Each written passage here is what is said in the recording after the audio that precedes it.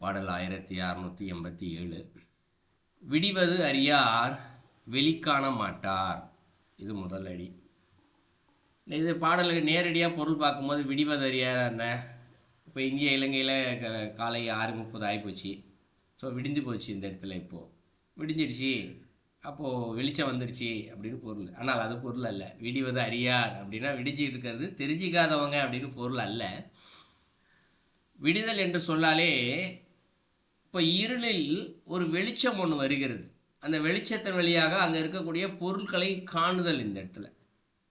So night ஃபுல்லாக இருட்டு இருந்துச்சு, இந்த காலை சூரியன் உதிச்சிருச்சு, வெளிச்சம் வந்துருச்சு, பார்த்துட்டோம் இந்த இடத்துல. ஆனால் விடிவது அறியார் அப்படின்னா நம்ம மாயை என்று சொல்லக்கூடிய ஒரு இருள் உலகத்தில் இங்கு நாம் வாழ்ந்து கொண்டு இருக்கின்றோம். இந்த இருள் உலகத்தில் இறைவன் ஜோதி வடிவாக இங்கு நின்று இருக்கின்றார்கள் இந்த இடத்துல. அதான் வெளி. வெளி என்றால் இறைவன் வெளியில் இந்த மாயை என்று சொல்லக்கூடிய ஒரு இருட்டுக்குள்ளே இருக்கும். இறைவன் என்ன பண்ணுறாரா, ஜோதி ரூபமாக நிற்கிறாரா இந்த இடத்துல. அவருடைய வெளிச்சத்தில் உண்மையை காணாமல் நாம் இங்கே நிற்கின்றோம் இந்த இடத்துல. அதான் காண மாட்டார் அப்படிங்கிறார் இந்த இடத்துல. இது முதல் அடியில் சொல்கிறார். ரெண்டாவது அடியில் விடியில் வெளியில் விழிக்கவும் மாட்டார் அப்படிங்கிறார்.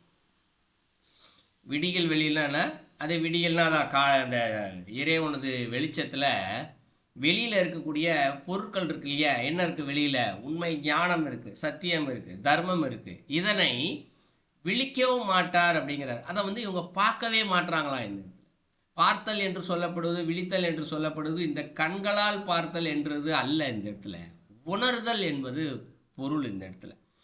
அப்போ முதல் ரெண்டடியிலே இவர் என்ன சொல்கிறார் இந்த இடத்துல, மாயையில் வாழ்ந்து கொண்டிருக்கின்றோம், அதன் வழியாக பல துன்பங்களையும் இங்கு மனிதர்கள் அனுபவித்து கொண்டு இருக்கின்றார்கள். அப்போ இதிலேருந்து வெளியில் வரணும் அப்படின்னா இறைவனது பேராற்றல் ஒன்று நிற்குது. இறைவன் ஜோதி வடிவாக வெளிச்சத்தை கொடுக்கறதுக்கு தயாராக இருக்கார், அவர் கொடுத்துக்கிட்டு தான் இருக்கார் இந்த இடத்துல. ஞானிகள் இந்த வெளிச்சத்தில் இறைவனை காண்கின்றார்கள். அதனால் அவர்களுக்கு எப்பேற்பட்ட துன்பங்கள் வந்தாலும் சரி, அதை அவர்கள் துன்பமாகவே பார்ப்பதில்லை இந்த இடத்துல. அதனால் எளிமையாக கடந்து போயிடுறாங்க இந்த இடத்துல. அதை நம்ம பல முறைகளில் பார்த்துருக்கோம். நம்ம நால்வர் வாழ்க்கையெல்லாம் பார்த்துருக்கோம்ல, அப்பருடைய வாழ்க்கையில் பார்த்துருக்கோம்ல. அவருக்கு எவ்வளோ துன்பம் வந்துச்சு, கடலில் கட்டி போட்டாங்க, சுண்ணாம்பு காலையில். அவர் எதற்கும் சிறிது கூட கவலையே படவில்லையே. எல்லாமே இறைவன் செயல். இந்த அனுபவிக்கக்கூடிய அந்த வினைகள்லாம் இறைவன்கிட்ட தான் போய் சேருது.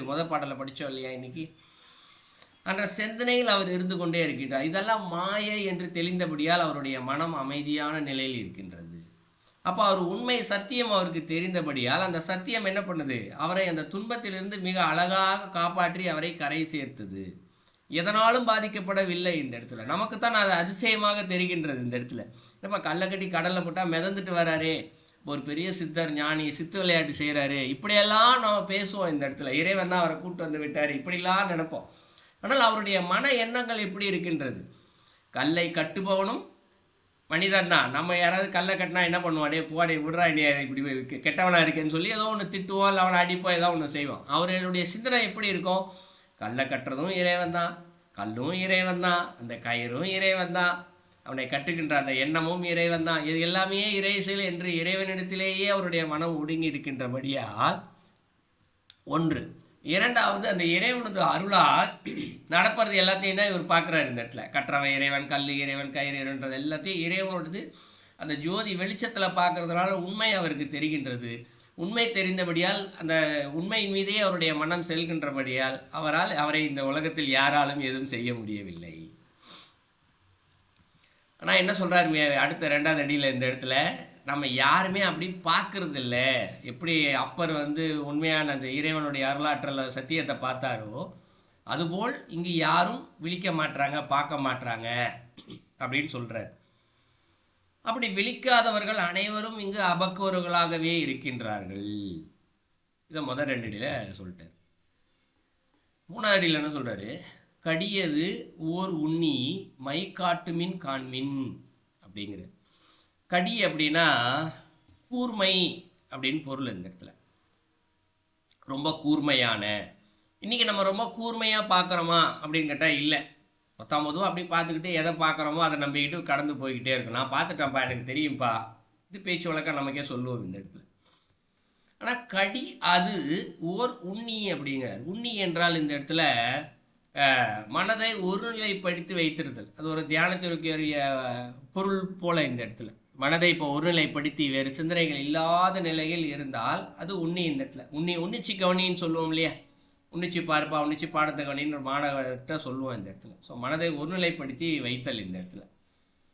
அப்போ இந்த இடத்துல கூர்மையான மனதை மிக கூர்மையாக ஒரே ஒரு இடத்தில் மனதை வைத்து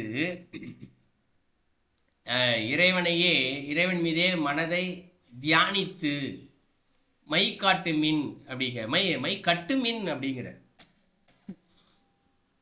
மை என்றால் மாயை. இந்த இடத்துல அந்த மாயையை கட்டுமின் கட்டுங்கள் அப்படின்னு பொருள். மாயையை கயிறு போட்டு கட்டிட்டோன்னு வச்சுக்கோ, அதற்கு பின்பு காண்மீன் அப்படிங்கிறது. அப்போ மாயையை கயிறு போட்டு ஓரமாக கட்டி வச்சாச்சு. இப்போ மாயையை கட்டி வைத்ததுக்கு பின்பாக அங்கே இருள் அடங்கி போச்சு.